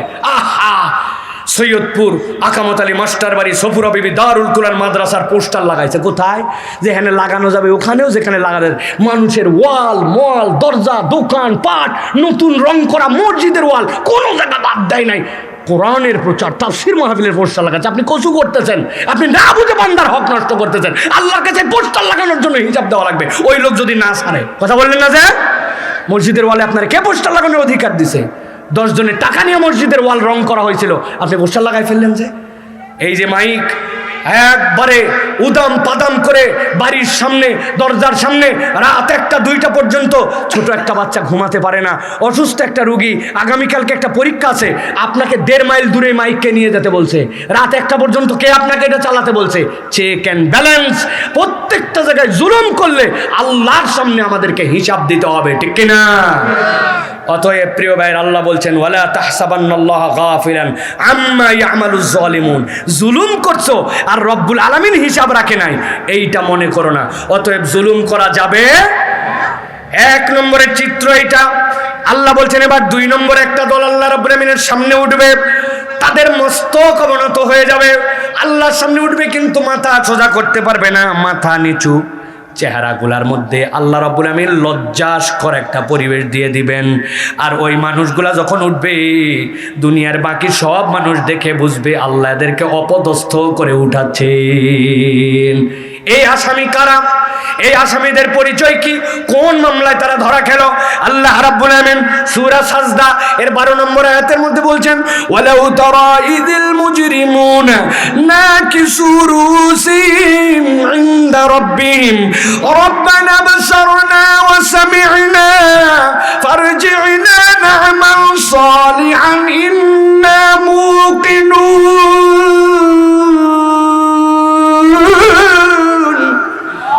আল্লাহ বলতেছেন ওই দিন আপনি দেখবেন দুনিয়ার বুকে যারা মুজরিম ছিল, কিন্তু রব্বুল আমিন তাদেরকে কিচ্ছুই বলেন নাই, কিন্তু মুজরিমের মধ্যে তারা অন্তর্ভুক্ত ছিল। যেই বেটা দুনিয়ার বুকে আল্লাহ মানছে, আল্লাহ তারেও সূর্যের আলো দিয়েছেন, যেইটা মানে নাই তারেও দিয়েছেন, যেইটা মানছে তারে অক্সিজেন দিয়েছেন, যেইটা মানে নাই তারেও দিয়েছেন। 2 জন নামাজি বেনামাজি পাশাপাশি 1 বিঘা ধান লাগাইছিল, নামাজিও পাইছে যে পরিমাণ, বেনামাজিও তার থেকে কম পায় নাই। কিন্তু আল্লাহ বলছেন কিয়ামতের দিনে আল্লাহর সামনে হাজির হওয়ার পরে ডাক দেওয়া হবে সালামুন কওলাম মির রাব্বির রহিম। রহমান রাহিমের রবের পক্ষ থেকে সালাম প্রাপ্তরা একদিকে হও, ওমতাজুল ইয়াউমা আইয়ুহাল মুজরিমুন, মুজরিমদেরকে আলাদা করে দেওয়া হবে। আল্লাহ বলছেন ওই মুজরিমদের অবস্থা আপনি দেখবেন, না কিছু রুউসিহিম ইনদা রাব্বিহিম, আল্লাহর সামনে তাদের মাথা নিচু হয়ে যাবে আর তারা বলতে শুরু করবে রাব্বানা আবসারনা ওয়া সামি'না, আল্লাহ আমরা সব দেখে ফেলেছি, কিচ্ছু দেখা আমাদের বাকি নাই, সব শুনে ফেলেছি। আজকে আল্লাহ সুযোগ থাকলে আমাদেরকে একটু দুনিয়ায় ফেরত পাঠাও, দুনিয়ার থেকে এখানে আসছো আর যে যাওয়া যাবে না এটাও তো জানো, কিন্তু দুনিয়ায় আবার ফেরত যেতে যাও কেন? বলবে আমরা দুইটা মামলায় ধরা খেয়ে গেছি, একটা হচ্ছে না আমাল সালিহা, আল্লাহ এবার যদি দুনিয়ায় যায় আমরা নেক কাজ করে আসবো, ইন্না মুকিনুন, আমাদের ইমানের কিছু ঘাটতি ছিল, এবার গেলে আমরা পূর্ণাঙ্গ ইমান নিয়ে আসব। আওয়াজ করে জিজ্ঞাসা করে ওই দিন যাওয়ার পরে আল্লাহর সামনে দাঁড়ানোর পরে দ্বিতীয়বার দুনিয়ায় ফেরত আসার সুযোগ থাকবে? যেহেতু থাকবে না তাহলে 2 নম্বর মামলার আসামি হওয়া যাবে না, আমাল সালিহা। আল্লাহ পাঠায় দেখো আমরা ভালো কাজ করব, তার মানে দুনিয়ায় সুযোগ থাকার পরেও সে ভালো কাজে গাফেল ছিল, দুনিয়ায় সুযোগ থাকার পরেও আল্লাহর জন্য নেক কাজ করে নাই, দোকান থেকে 2 মিনিট কাজ ছিল না, কিন্তু ঘড়ি দেখে দেখে দেখে দেখে 4টার সময় শেষ কাপের চা খায় তারপরে ঢুকছে ইকামতের সময়, অথচ ওখানে না থেকে একটু আগে এসে দুখুল মসজিদ 2 রাকাত নামাজ পড়তে পারতো, তাহিয়াতুল মসজিদ 2 রাকাত নামাজ পড়তে পারতো, নামাজের পরেই আগুনের বেগে দোয়া না করে একটু আজকারগুলো শেষ করতে পারতো, এইগুলা তার হাতে সময় ছিল না। কোন জায়গায় আল্লাহরে খালি সময় হাইকোর্ট দেখাইছে, এই নামাজ ধরো না কেন? কই সামনে রমজান আসতেছে, আল্লাহ আসলে এই রোজার থেকে নামাজ ধরছি না ধরছি, একবার খালি হজ করে আসি, ওরে বাবারে বামে সুফি সাহেব হয়ে যাব, মেয়ের বিয়েটা দিয়ে নেই তারপরে দাড়িটা রেখে দিব, এরকম ডায়লগ দেওয়া লোক এলাকায় আছে না? না না আমাল সালিহা, বলবে আল্লাহ সুযোগ পাই নাই এবার ফেরত পাঠাও, আমরা ইনশাআল্লাহ এবার আমরা একদম টাটকা টাটকা মুসলমান হয়ে আসব। ওই সুযোগ ওই দিন থাকবে প্রিয় ভাইরা, থাকবে। আমি আপনাদের কাছে একটা কথা বলে দিতে চাই, আর কটা দিন পরে বিশ্ব মুমিন ঘরে আসছে খুব দামি এক মেহমান, রমাদান, ঠিক কিনা? কয়দিন আছে আর? কয়দিন? আর মাত্র 30টা দিন আমাদের হাতে নাই, আর কটা দিন পরে বিশ্ব মুমিন ঘরে আসছে খুব দামি এক মেহমান, রমাদান। আপনারা বলেন তো ভাই, আমাদের যদি ভিআইপি কোনো মেহমান আমাদের বাড়িতে আসে, দামি মেহমান আসে, তাহলে তার জন্য আমাদের প্রস্তুতি আছে না নাই? কি প্রস্তুতি নেই? উনি যত দামি আমাদের তত প্রস্তুতি বেশি। 1 নম্বর প্রস্তুতি থাকে তাকে একটা অভ্যর্থনা দিব, 2 নম্বর প্রস্তুতি থাকে আমরা তার থাকার সুন্দর ব্যবস্থা করব, 3 নম্বর আমার সাধ্যের মধ্যে সবচেয়ে ভালো খাওয়াবো, 4 নম্বরে তার যেন একটু এন্টারটেনমেন্ট হয়, বিনোদনের ব্যবস্থা করব, 5 নম্বরে অন্তত আমরা কিছু হাদিয়া তোহফা তো তারে দিব, আর 6 নম্বরে বিদায় দেওয়ার সময় একটু সুন্দর করে বিদায় দিব। প্রচেষ্টা থাকে কিনা? আমরা চিন্তা করি অভ্যর্থনা মানে কে, কখন আসবে, ট্রেনের টাইম কখন, গাড়ির থেকে নামলো কিনা, রাত যদি গভীর হয় একটা ইজি বাইক রেডি করে রাখো, অন্তত পক্ষে রাস্তার থেকে রিসিভ করে আনো, রাস্তাটা যা চিনে, এইটার জন্য আমাদের একটা প্রস্তুতি থাকে। ভালো রাখে রাখবো মানে কাই পর্দাটা ধৌতো, হুজুর আসবে আজকে, নতুন পাসপোর্টটা বিছাও তো, চাদরটা চেঞ্জ করো, এই কম্বলটা গন্ধ গন্ধ লাগে, স্প্রে দিয়ে অন্তত একটু ঠিক করো, এই ঝুলগুলা এগুলা বইরে গেছে, ঝুলগুলো একটু ঝাড়ো। তার মানে থাকার জায়গাটা আমার সাধ্যের মধ্যে ঠিকঠাক করি, ঠিক কিনা? খাওয়াবো কি? কিছু না হলেও অন্তত বাঙালি গরুর গোস্ত খাওয়ায়, ইলিশ মাছের সিজন হলে ইলিশ মাছ খাওয়ায়। গরিব বাঙালি যদি হয়, ঘরে কিছু না থাকলে পাশের বাড়ির থেকে ডিম চাই আনে হলেও, ডিম ভাজে হলেও খাওয়ায়, এটা বাঙালি খাওয়ায়, ঠিক কিনা? তার মানে তার খাওয়ার চিন্তা করি। 4 নম্বরে চিন্তা করি বিনোদন। এই দেখো তো একটুখানি ডিশের কেবলটা নষ্ট হয়ে গেছে কিনা, হ্যাঁ? যদি আসে একটু টিভিতে খবর দেখতে চায়, তার জন্য একটা পেপার যদি পড়ার অভ্যাস থাকে, শিক্ষিত মানুষ একটা 2 দিনের জন্য পেপারের একটু ব্যবস্থা করো তো, মানে সে যেন একটু বিনোদিত হয়, ভালো থাকে। এসিটা ঠান্ডা হচ্ছে না, এই এসিটা দেখো তো কেমন এসি ঠিক হয়, তার মানে আমরা একটু বিনোদন দেওয়ার চেষ্টা করি। 5 নম্বরে আমরা কি চেষ্টা করি? বাঙালির তবিয়ত, কিছু গিফট দেওয়া। এতদিন পরে আসছে, আমাদের বাড়িতে আসার সময় হাই হাই মিষ্টি আনছে, ফল আনছে, অমুকের জন্য শাড়ি আনছে, কাপড় আনছে, আমরা কিচ্ছু দিব না? এতদিন পরে আসছে, কিছু একটু তার জন্য হাদিয়া তোফা। যাওয়ার সময় বাড়ির গাছের থেকে একটুখানি বড়ই, 1 কেজি কুমিল্লার রসমালাই, ভালো একটা কিছু আমাদের যা সাধ্যে আছে একটু কিছু ভাই একটু বাইন্ধে দেওয়ার চেষ্টা করি, ঠিক কিনা? আর বিদায়ের সময় বুকে জড়ায় ধরে আবার আসবেন, ভালো করে মেহমানদারি করতে পারি নাই, কষ্ট নিয়েন না, রাস্তায় আগায় দেয়, ঠিক কিনা? আর কটা দিন পরে আমাদের ঘরে আসছে দুনিয়ার সবচেয়ে দামি মেহমান রমাদান। এখন এই রমাদানের জন্য এই যে 6টা আমরা করি, আমাদের কি প্রস্তুতি আছে ভাই? হুজুর, রমজান কি কোনো বায়বীয় চরিত্রে আসবে শরীর নিয়ে? তারে আমি কেমনে খাওয়াবো, তারে কেমনে আপ্যায়ন করবো, কেমনে বিনোদন দিব, তারে কেমনে রাখবো, তারে কি ঘরের জন্য চাদর কিনবো, তার জন্য তারে হাদিয়া তো বাকি দিব? রমজান তো এরকম নয়। প্রিয় ভাইরা, ভালো করে বুঝে নেন, আজকের থেকে প্রস্তুতি নেন। রমজানের প্রস্তুতি নাই জন্য উম্মার পরিবর্তন নাই, মুসলমানদের পরিবর্তন নাই। আল্লাহ নবী 2 মাস আগের থেকে প্রস্তুতি নিতেন। আল্লাহুম্মা বারিক লানা ফি রজব ওয়া শাবান ও বাল্লিগনা রমাদান। রমজানের 1 নম্বরে আপনি রমজানের জন্য অভ্যর্থনা কি? তার আগমনের ক্ষেত্রে আপনার আকুতি লাগবে। আমি যদি জিজ্ঞাসা করি আজকে শাবানের কয় তারিখ, বলতে পারে না। এই বছরের রমজান আরবি হিজরির কয় তারিখ, বলতে পারি না। প্রস্তুতি আর অভ্যর্থনা আমাদের জীবনে কিছু নাই। আছে কিছু, তেলের দাম যদি বাইরে যায়, পেঁয়াজ যদি বেশি দাম বাড়ে, ছোলা যদি একটু লাগে, তো এখন তো একটু কিনে আরো বাজারে সংকট ফেলা, এইরকম কিছু প্রস্তুতি আছে। কিন্তু রমজানের প্রস্তুতি এইটা নয়, বরং আপনার হৃদয়ে একটা আকুতি থাকবে। রমজান ঈদ কুম্মিনার নিরান নিয়ে আসতেছে, রমজান আমার জন্য রহমত, মাগফিরাত, নাজাত নিয়ে আসতেছে। অতএব ওই রমজানকে পাওয়ার জন্য আমার আকুতি। আল্লাহ, তুমি আমাকে রমজানে পৌঁছায় দাও, সুস্থ করে যেন আমি রোজা রাখতে পারি। এই জন্য নবীজি রজবে রোজা রাখতেন, শাবানে রোজা রাখতেন, সোম বৃহস্পতি রোজা রাখতেন, আইয়ামে বীজের রোজা রাখতেন। আল্লাহ নবী দোয়া করতেন। আল্লাহ নবী বলতেন, রমজানের প্রস্তুতি কি জানো? এই শাবানে আল্লাহর কাছে আমার আমলনামা উঠে যায়, আমি একটু রোজা রেখে আল্লাহর কাছে আমলনামা উঠাতে চাই। এটাই হচ্ছে রমজানের প্রস্তুতি আর অভ্যর্থনা। আমাদের মনের মধ্যে এরকম কোনো আকুতি নাই, ঠিক কিনা? তাহলে এটা আমরা একটুখানি চেষ্টা করি, আজকে থেকে দিন গুনতে শুরু করি, জানাতে শুরু করি, প্রস্তুতি নিতে শুরু করি। 2 নম্বরে রমাদান আমাদের কাছে থাকবে। রমাদানের থাকা কি ভাই? তার জন্য ঘর কোনটা? রমাদান আপনার কাছে থাকবে বায়বীয় ভাবে নয়। দুনিয়ার বুকে রমাদান তার কাছে থাকবে যার সালাত সুন্দর। আপনার সালাত যদি সুন্দর না হয়, তাহলে রমাদান আপনার সাথে থাকবে না। আমি ওই নামাজ পড়ি যেই নামাজের রুকুর মধ্যে 3 তাসবিহ ঠিক মতো পড়ি না, সিজদার মধ্যে 3 তাসবিহ ঠিক মতো পড়ি না, আমার আমল নামা এলোমেলো। নামাজের ওই যে সূরা মুখস্থ করছি, একটার অর্থ আমি জানি না। আমি এখন পর্যন্ত নামাজের ভিতরে কি পড়ি, এইটা আমার হৃদয়ের মধ্যে কোনো আকর্ষণ নাই। টার্গেট নিব, আমি কোরআন শিখবো, কোরআন বুঝবো, কোরআনের 10টা সূরার অর্থ ঠিক করব। আমি কোরআনুল কারীম বুঝে বুঝে যেন আমি রমাদানে পড়তে পারি।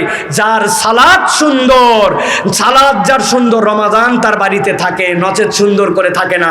আপনি আজকের থেকে ওয়াদা করেন, আমি রুকু 7 তাসবিহতে দিব, সিজদা 7 তাসবিহতে দিব, আমি অন্তত পক্ষে আমার নামাজ সুন্দর করব। আমার ইমাম যদি থাকেন কেউ, আমার দায়িত্বশীল ভাইরা যদি থাকেন, আপনি সারা জীবন সামনে গেলেন আর দাঁড়ায় গেলেন, পিছনে মুসল্লি আপনার ইক্তেদা করলো, আপনি কোনোদিন দেখলেন না আমার মুসল্লি রুকু ঠিক আছে কিনা, আমার মুসল্লি সিজদা ঠিক আছে কিনা, 2 সিজদার মধ্যে ঠিক মতো বসে কিনা, রুকুর থেকে দাঁড়ায় সোজা হয় কিনা।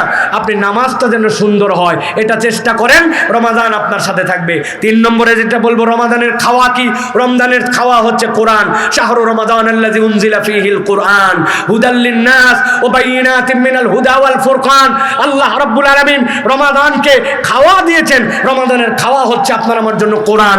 যে কোরআন পড়তে পারে না, কোরআন শুদ্ধ তেলাওয়াত করতে পারে না, 60 বছর বয়স হয়ে গেছে, আয় রে আফসোস, মুরব্বী এখন পর্যন্ত কোরআন মনে রাখতে পারে নাই। আমরা ছোটবেলায় যে কয়টা মুখস্থ করছিলাম, আমার বাচ্চা হয়েছে, কাচ্চা হয়েছে, সম্পদ হয়েছে, ধন হয়েছে, কিন্তু 50 বছর আগে 10 সূরা 11 নম্বর সূরা হয় নাই। রমাদান ফরজ হয়েছে যে আয়াত দিয়া, ওই সূরাটা জানি না। লাইলাতুল কদর খুঁজি, ইন্না আনজালনাহু ফি লাইলাতুল কদর আজ পর্যন্ত মুখস্থ হয় নাই। আমার কপাল পোড়া। অতএব রমাদানকে যদি আপনি সুন্দর করে খাওয়াতে চান, তাহলে কোরআনুল কারীম শিখে ফেলেন। রমাদান কোরআন শেখার মাস নয়, বুঝার মাস, আমলের মাস, পড়ার মাস, খতমের মাস। অতএব আপনার রমাদানকে যদি আপনি খাওয়াতে চান, কোরআনের প্রস্তুতি নেন, এখন থেকে প্ল্যান করেন কয় খতম দিবেন, কিভাবে দিবেন। 4 নম্বরে যেটা বিনোদন, রমাদানের বিনোদন কি? রাসূলুল্লাহ সাল্লাল্লাহু আলাইহি ওয়াসাল্লাম বলেছেন, তোমার আচরণ পরিবর্তন করো। উত্তম আচরণ বান্দার জীবনের শ্রেষ্ঠ ইবাদত। আমি আগে মিথ্যা কথা বলতাম, আচরণে বাদ দিয়ে দিব, রাগারাগি করতাম, বাদ দিয়ে দিব, আমার আচরণ সুন্দর করব। যার আচরণ রমাদানের পরে রমাদান আসলো আর আগের আর পরের মানুষের পার্থক্য হলো না, ওই মানুষ রমাদানকে কখনো কখনো বিনোদিত করতে পারে না। অতএব রমাদানকে যদি আপনি বিনোদন দিতে চান, আচরণে কি কি আছে একটা লিস্ট বানাতে হবে। এই রমাদান থেকে আমি একটা ভিন্ন মানুষ হব, চেষ্টা করব ইনশাআল্লাহ। কথা বলেন, করব ইনশাআল্লাহ। 5 নম্বরে যেটা রমাদানের গিফট আর উপহার কি?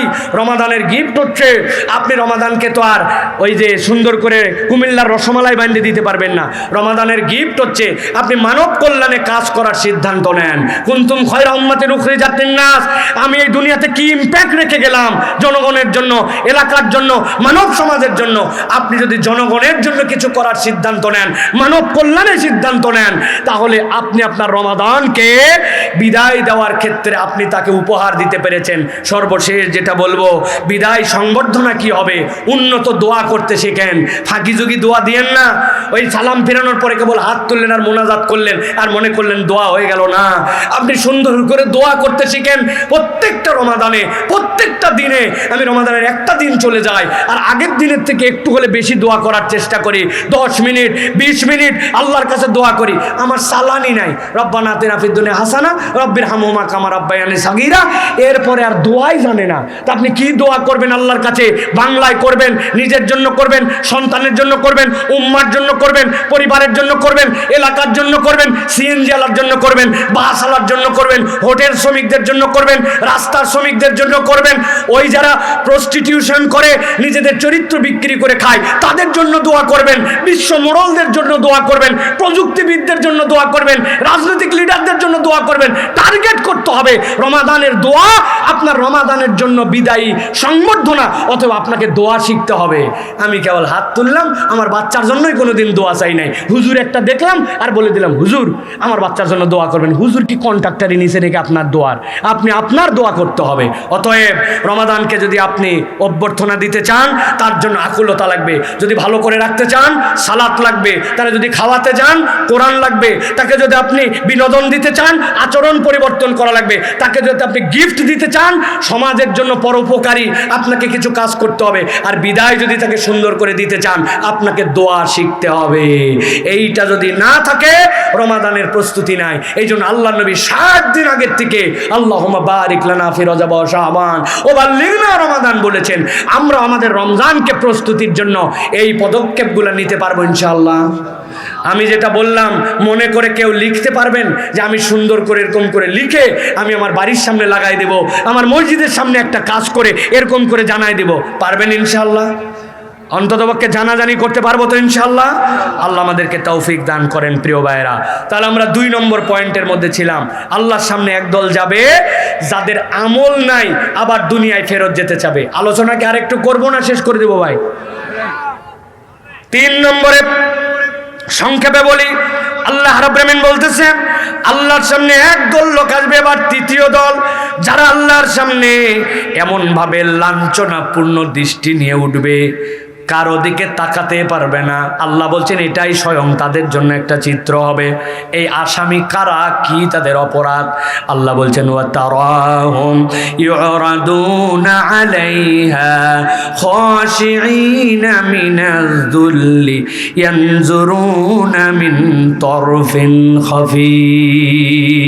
আল্লাহ বলছেন আমার সামনে একদল লোক উঠবে, উঠার পরে তারা পাশ দিয়ে তাকাবে, এমন ভাবে লজ্জিত লাঞ্ছিত হয়ে উঠবে যেই মানুষগুলো ওই দিন আর কখনো আল্লাহর সামনে তাকাতেই পারবে না। আল্লাহ বলবেন মানুষ দেখে বুঝে ফেলবে এরা কোন আসামি। আল্লাহ কোরআনুল কারীমের মধ্যে বলছেন ওই মানুষগুলা তো তারা যাদের কাছে আল্লাহ রাব্বুল আলামিন নবীর মাধ্যম দিয়ে কোরআন পাঠিয়েছিলেন, আল্লাহর বিধান পাঠিয়েছিলেন, কিন্তু এই মানুষগুলা পাত্তা দেয়নি আল্লাহকে। আল্লাহ রাব্বুল আলামিনের সামনে তারা হাজির হয়েছে, কিন্তু আল্লাহ বলছেন তাদের কাছে জিজ্ঞাসা করা হবে আজকে তোমাদের যেই পরিণতি, এই পরিণতি কি এমনি এমনি নাকি এর আগে তোমাদের সতর্কতা ছিল? আল্লাহ বলছেন আলাম ইয়াতিকুম রাসূলুম মিনকুম, তোমাদের কাছে কি পয়গম্বর আসছিল কিনা? ইয়াতলুনা আলাইকুম আয়াতি রাব্বিকুম, আল্লাহ আল্লাহর বিধান তোমাদেরকে জানিয়েছিল কিনা? ওয়ায়ুনযিরুনাকুম লিকা ইয়াউমিকুম হাযা, আজকের দিনে এই অবস্থা হবে, এই ভয়াবহতা তোমাদেরকে বোঝানো হয়েছিল কিনা? সবাই মিলে চিৎকার করে বলতে শুরু করবে, ক্বালু বালা, আল্লাহ সবই হয়েছিল, কিন্তু আমরা তোমার আয়াত ঠিকঠাক মতো মানি নাই। এই জন্য দুনিয়ার বুকে বহু পণ্ডিত আছে, কোরআনকে নিজের বুঝ দিয়ে মানার চেষ্টা করে, ওই পণ্ডিতের মধ্যে যাওয়া যাবে না। আল্লাহ যা বলেছেন সামিআনা ওয়া আতানা, শুনলাম আর মেনে নিলাম, এই দলের মধ্যে নিজেদেরকে রাখা লাগবে, ঠিক না? অনেক মানুষ আমাদের মধ্যে আছে পণ্ডিতি খাটায়, তারা বুঝাতে চায় নামাজ রোজা হজ যাকাতের ইসলাম ঠিক আছে, কিন্তু অর্থনীতির ইসলাম এই সমাজের জন্য পারফেক্ট নয়। তারা বলে পেনাল কোড আর এখন চলে না, চোর ডাকাতের বিচার আর চলে না, শরীয়ত দিয়ে বাংলাদেশ চলতে পারে না। ও নিজেকে মুসলমান দাবি করে, আবার দ্বীন ইসলামের কথাও বলে, আল্লাহ রসুলের কথাও বলে, কিন্তু শরীয়ত দিয়ে ইসলাম চলে, ইসলাম যেটাও বলছে এটা বিশ্বাস করে না। এরকম 2 নম্বর মুসলমান আছে না? না। আল্লাহ বলছেন খবরদার, এরা যদি যায় ওই দিন আল্লাহ রাব্বুল আলামিনের সামনে লজ্জিত হয়ে উঠবে। আমরা আল্লাহর সামনে লজ্জিত হয়ে উঠতে চাই না। 4 নম্বরে আল্লাহ বলতেছেন, নবী বলে দেন, একদল লোক দুনিয়ার বুকে দেখতে যেমনই হোক, ওদের চেহারাগুলো অন্ধকার হয়ে যাবে। নাউজুবিল্লাহ বলেন। চেহারা অন্ধকার মানে বোঝেন ভাই, এই দুনিয়ায় অনেক কালো মানুষ আছে, অনেক সাদা মানুষ আছে, আছে না নাই? কিন্তু এরকম অনেক মানুষ আছে, লোকটা কালো হলে হবে কি, ওই লোকটার চেহারার মধ্যে জান্নাতের নূর আছে, ঠিক নেই? হযরতে বেলাল রাদিয়াল্লাহু তাআলা আনহু সাদা মানুষ না কালো মানুষ? হযরতে লোকমান হাকিম সাদা মানুষ না কালো মানুষ? হযরতে মুসা আলাইহিস সালাম সাদা মানুষ না কালো মানুষ?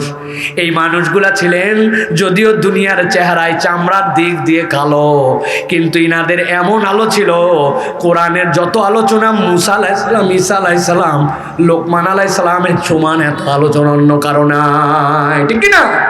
নবীজি আল্লাহ রাব্বুল আলামিন জান্নাত দেখালেন, আসার পরে বললেন, আমি যখন জান্নাতের ডেমনস্ট্রেশন দেখতেছিলাম, জান্নাতের ভিতরে পায়ের শব্দ শুনলাম, আমার শব্দ শুনে মনে হয়েছে বেলাল যখন হাঁটেন এরকম করে হাঁটেন। বেলালের কাছে এসে জিজ্ঞাসা করেছেন, কি আমল তোমার? বলে, ইয়া রাসূলুল্লাহ, আপনি যা বলেন তার বাইরে তো কিছুই করি না। নবীজি বললেন, না, আমি তো তোমার খরমের শব্দ শুনেছি। নবীজির কাছে বলেন, ইয়া রাসূলুল্লাহ, আমার মনের আনন্দে যখনই ওযু করি তখনই আমি 2 রাকাত সালাত আদায় করি, হয়তো বা এটা আল্লাহ পছন্দ করেন। নবী বললেন, হ্যাঁ, এতই পছন্দ করেন। সাইয়েদিনা বেলাল হায়াতে দুনিয়ায় থাকতে জান্নাতে সে চলাফেরা করবে, আল্লাহর নবী তাকে শব্দ শুনাইছেন। আমি যেইটা বোঝানোর জন্য বললাম, কিয়ামতের দিন ওঠার পরে চেহারা অন্ধকারের মতো কালো হবে, মানে কি, আপনি যেরকম অন্ধকার দেখতে পান ওই অন্ধকারের মধ্যে কিন্তু আপনি ওইটা ধরতে পারেন না, কিন্তু আল্লাহ বলছেন ওই অন্ধকারটা তখন তার চেহারার মধ্যে আসবে, সে এমনভাবে ওই জায়গাতে নিষ্পেষিত হয়ে যাবে যে রব্বুল আলামিন ওই চেহারার অবকাঠামো দেখে ওই মামলার আসামিদের পরিচয় মানুষের কাছে তুলে দিবেন। আল্লাহ কোরআনে বলছেন, কান্নামা উগশিয়াত উজুম কিতাম মিনাল লাইলি মুসলিমা। আল্লাহ বলছেন, রাতের আধারকে কেটে যদি কারো মুখে সেট করে দেওয়া হয়, এই মানুষের অন্ধকার চেহারা এরকম হয়ে যাবে। কেন কেন কেন? ওই মানুষটা তো হোয়াইট কালারের হতে পারে, ওই মানুষটার চামড়া তো দুনিয়ার বুকে অ্যাংলো বলতে পারে কেউ, কিন্তু ওই দিন অন্ধকার তার কেন হবে? মুহাদ্দিসিনে কেরাম, মুফাসসিরে কেরাম বলতেছেন, এইটার সবচেয়ে ভয়ঙ্কর, যেই মানুষেরা দুনিয়ার বুকে বুঝে না বুঝে শিরিক করে আসবে, ওই মানুষদের বাঁচার উপায় থাকবে না। ওই মানুষ নিজে মুসলিম দাবি করে, কিন্তু এমন কথা এমন কাজ করে ফেলছে, ওই মানুষের ঈমান থেকে বের হয়ে গেছে, ওই মানুষ জানেই না। এরকম কতকগুলা কাজ আর আচরণ আমাদের মধ্যেও আছে, কিন্তু আমরা জানি না।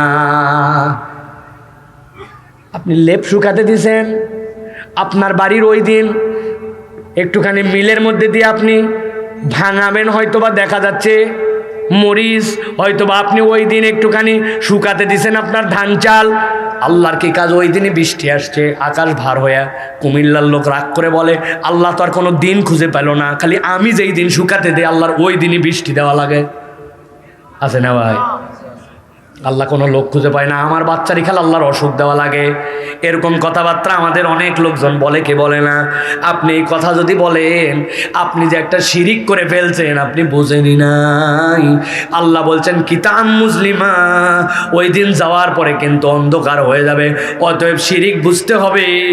বাচ্চার অসুখ অমুক তুমুক, অমুক পীরের কাছে দৌড় মারে, তুমুক জায়গায় মাজারে চলে যায়, হাতের মধ্যে এতগুলা, গলার মধ্যে এতগুলা ঝুলায় দেয়, এরকম লোক এলাকায় আছে না? না, কত চেষ্টা করলে এখনো ভিসা হয় না, চলে যা শাহজালালের মাজারে চলে যা, মান্যত দিয়ে দেখ কেমনে কারেন্টের মতো সৌদি আরবের ভিসা পাইয়া যায়, আছে না? না ভাই, উনি আল্লাহর ওলি ছিলেন, এটা অস্বীকার করার কিছু নাই, কিন্তু সিলেট থেকে ভোটের কাজ শুরু করলেই ওই লোকে জিতে যাবে, এটা শয়তান আপনাদের মধ্যে ঢুকায় দিছে।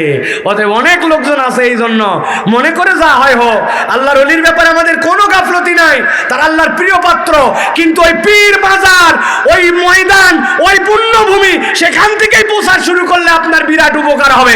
ইসলামী শরীয়তে এরকম কোনো ভিত্তি নাই, ঠিক না? বরং মানুষের ঈমান বাঁচানোর জন্য এখান থেকে আপনাকে প্রয়োজনে দূরে থাকার চেষ্টা করতে হবে, ঠিক না? এর দ্বারা আবার বুঝাই না অলি বিদ্বেষী, আউলিয়া বিদ্বেষী। আউলিয়া বিদ্বেষী আমরা নয়, আউলিয়ার সম্মান যেটা দিয়ে হয় সেইটা আমরা করি। ওই আউলিয়ারা তাওহীদ শিখাতে আসছেন, শিরিক মুক্ত করতে আসছেন, গৌর গোবিন্দর বিপক্ষে জিহাদ করে এই পুণ্যভূমিতে ইসলামের হক প্রচার করতে আসছেন, ঠিক না? এখন তার মাজার থেকে, তার জায়গা থেকে যদি বেহক কাজ হয়, ওটার বিপক্ষে বলা মানে আউলিয়ার বিরোধিতা করা নয়, বরং তার পক্ষে থাকা, ঠিক না?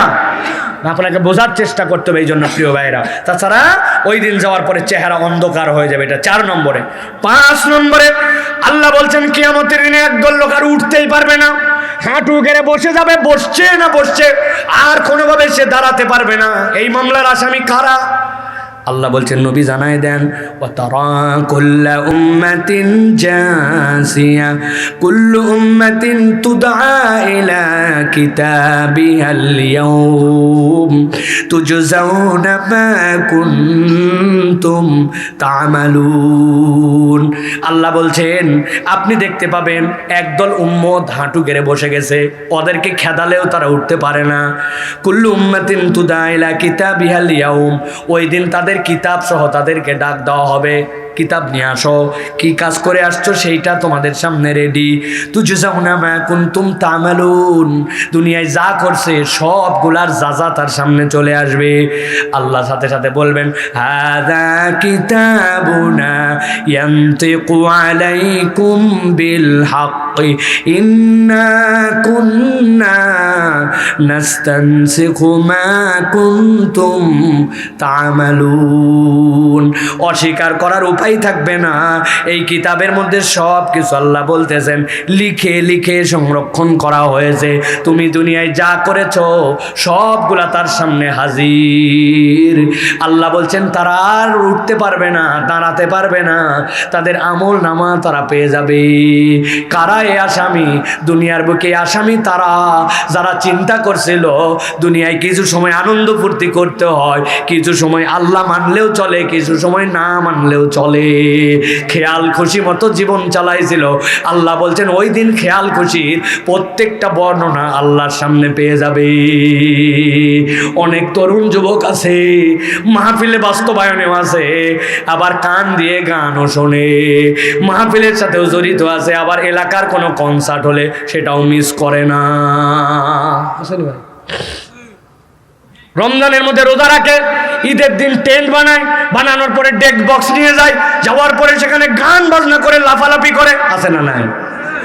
অন্য সময় ভালো থাকে, কিন্তু ওই 2-3 দিন একটুখানি হালকা পানি খায়, আবার বিড়ির মধ্যে কি জানি কুসকুস করে কাটে, ভরায় দিয়ে 2-1টা করে টান মারে, শরীরের মধ্যে জোশ আনে, এরকম কিছু কিছু জিনিস খায়, আছে না নাই? ও জানে স্পিড নামে, তারপরে বিভিন্ন ধরনের এনার্জি যেইগুলা আনডেডিকেটেড, যেইগুলা কোনো রকম বিএসটিআই অনুমোদিত নয়, ওর মধ্যে খারাপ কিছু মিশাই দেওয়া আছে, ওইটা যে হারাম জানে, জানার পরে ওইটা খায়। আল্লাহ বলতেছেন নিজের খেয়াল খুশির মতো চলে, আবার দুনিয়ার বুকে আল্লাহকেও মানে। আল্লাহ বলছেন ওই দিন যাওয়ার পরে দেখবে হাযা কিতাবুনা ইয়ানতিকু আলাইকুম বিল হক, তার সামনে হাজির হয়ে গেছে কিতাব। আল্লাহ বলছেন কিছু বাদ রাখা হয় নাই, মা কুনতুম তা'মালুন। যা কিছু করছিল সবগুলা তার সামনে হাজির। দেখা মাত্র ঘাবড়ায় যে হাঁটু গেড়ে বসে পড়বে, আর উঠতে পারবে না। আল্লাহ মাফ করো, এই রোগে আমরা কম বেশি সবাই রোগগ্রস্ত, ঠিক কিনা? সবাই রোগগ্রস্ত আমরা। তুমি 30 তারিখ পর্যন্ত টাইমে তুমি বোরখা পরলা, তুমি হিজাব করলা, আর তুমি শাওয়ালের প্রথম দিন ঈদের দিনে তুমি মুসলিম নারী হয়ে বেপর্দা বেহায়া বেলাল্লাপনা তুমি এমনভাবে ঘুরলা ফিরলা যেটা কোনো মুসলিম নারীর আইডেন্টিটি হতে পারে না। তোমার বাপ মুসলমান, মা মুসলমান, বাপ হাজি সাহেব, মা নামাজি, তোমার বাড়িতে রমজানে তিলাওয়াত হয়েছে, তাহাজ্জুদ হয়েছে, ওই বাড়ির থেকে বেহায়া হয়ে বের হয়ে গেছে। এরকম বাড়িঘর আমাদের এলাকায় নাই। কথা বলেন একটু, নাই? কেমনে তাহলে আপনি এটা করলেন? প্রিয় ভাইরা, আল্লাহ বলছেন সব পেয়ে যাবে, সব আমল নামায় তোমার চলে আসবে। তুমি কেমনে এরকম বেপর্দা হলা মা? কেমনে তুমি এরকম বেপর্দা হয়ে ঘুরলে বোন? তুমি না মরা বাড়িতে যাওয়ার সময় পর্দা করে যাও, শ্বশুর বাড়িতে বাপের বাড়িতে যাওয়ার সময় আর কোনো বিয়ের দাওয়াত পাইলে তোমার মাথা ঠিক থাকে না।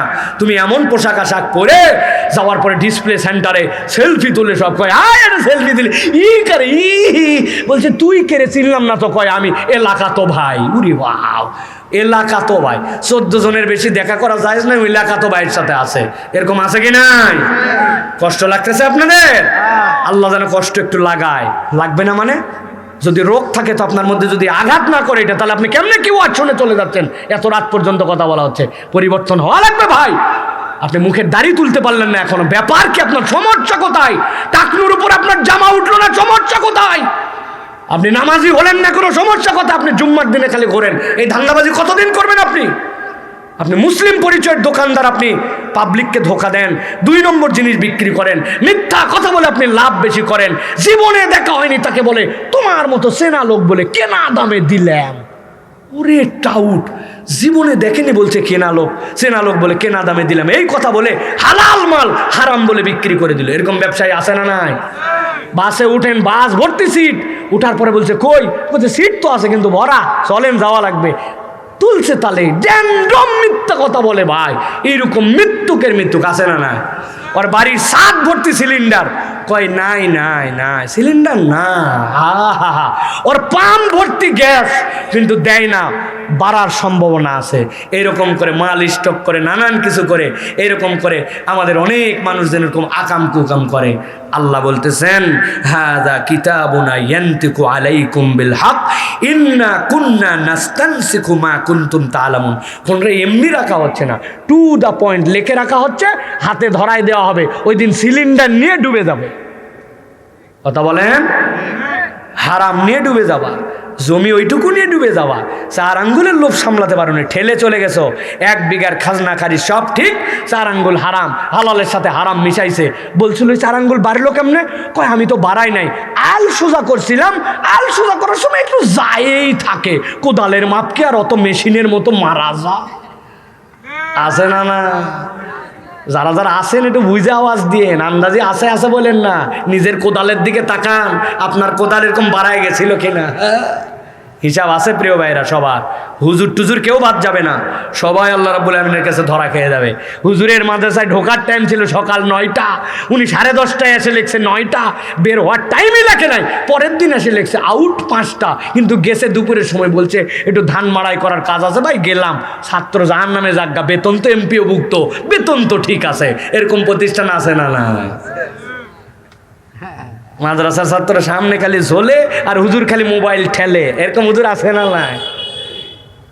বুঝেন, একটু হিসাব করেন প্রিয় ভাইরা। এই জন্য আল্লাহ রাব্বুল আলামিনের কাছে আমাদেরকে দাঁড়াতে হবে, নত জানু হয়ে। আল্লাহ যেন এই আসামিতে আমাদেরকে না ঢুকায়, বলেন আল্লাহুম্মা। সর্বশেষ পয়েন্ট, আল্লাহ বলতেছেন এক দলের কষ্ট সবচেয়ে বেশি হবে, মৃত্যুকে জবাই করে দেওয়া হবে, কিন্তু তাদের প্রাণটাকে ওষ্ঠাগত করে দেওয়া হবে। বের হয়ে গেলে বেঁচে যায়, ঢুকে গেলেও বেঁচে যায়, কিন্তু বাইরে হয় না, ঢুকেও না। আমার জীবনে এরকম একটা অভিজ্ঞতা আছে। আপনাদের এলাকায় ভাপা পিঠা আছে ভাই, কি বলেন আপনারা? আমাদের এলাকায় বলে ধুপি পিঠা, ভাপা পিঠা, চেনেন তো ভাই? অন্ততপক্ষে ভাপা পিঠা খাওয়ার সময় পানিটা কাছে রাখা লাগে, কেননা এই পিঠা এমন শুকনা আপনি আর এস্টিমেট করতে পারবেন না। গলার মধ্যে দিয়েছেন, মনে করছেন যথেষ্ট পরিমাণ লালা আছে, যথেষ্ট পরিমাণ আমার মুখের মধ্যে লিকুইড আছে, হঠাৎ করে টেনে নিবে, নিয়ে গলার মধ্যে দিয়েছেন, ভিতরেও নামে না উপরেও উঠে না, মনে হয় আটকায় গেল, জান বাড়ায় গেল। জীবনে আমার একবার বাদ ছিল, আমি জানি ঠেলা কি জিনিস। এরপরের থেকে জীবনে কোনোদিন ভাপা পিঠা আপনি দিলে আমি খাবো না। আমার ভাপা পিঠা খাওয়ার একমাত্র সিস্টেম হচ্ছে বাটির মধ্যে নিব, এরপরে এর মধ্যে গরম দুধ দিব, দেওয়ার পরে ওইটা গলে যাওয়ার পরে খাবো। এছাড়া আব্দুল হাই সাইফুল্লাহকে ভাপা পিঠা খাওয়াতে পারবেন না, কেননা ঠেলার নাম ভাপা পিঠা। ঠিক না ভাই? আপনাদের জীবনে এরকম কারো হয়েছে ভাই? মুড়ি খেতে যায়, ভাত খেতে যায় আটকায় গেল। আল্লাহ বলছেন না না না, এইটা দুনিয়ার এক্সাম্পলের সাথে হাসরের দিনে মিলবেই না, কিন্তু বোঝানোর জন্য বলছি। আল্লাহ বলছেন একদল আল্লাহর সামনে আসবে, ওয়ানদিরুম ইয়াউমাল আজিফা ইযিল কুলুবু লাদাল হানাজির কাযিমিন।